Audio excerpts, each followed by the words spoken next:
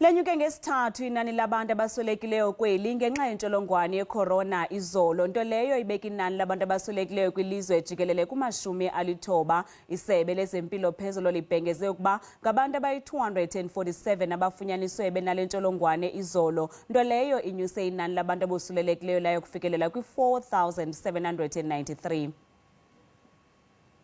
Iphondo lasentshona koloni lisankqenkqeza phambili ngenani labantu abosuleleke intsholongwane yecorona kweli, nanjengoko ingabantu abayi-1,737 abosulelekileyo kwela phondo. Kwindawo yesibini liphondo laseGauteng ngenani elifikelela ku-1,353, ze kwiphondo laKwaZulu-Natal ibe ngabantu abayi-902 abosulelekileyo. Kubantu abayi-247 abafunyaniswe benalentsholongwane izolo, abangama-53 baphuma kwiphondo Mpuma Koloni, ukanti abantu bayi-1,473 ababenalentsholongwane baphilile.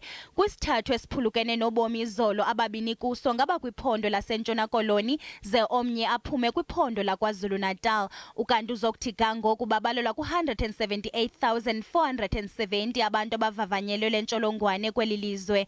Kulindeleke ukuba ngolwesihlanu eli lehle kumgangatho wesihlanu wale nkqubo yokumiswa ngxi kwentshukumo lingene kumgangatho wesine, nto leyo iza kukhokelela ekubeni kunyenyiswe imiqathango yale lockdown.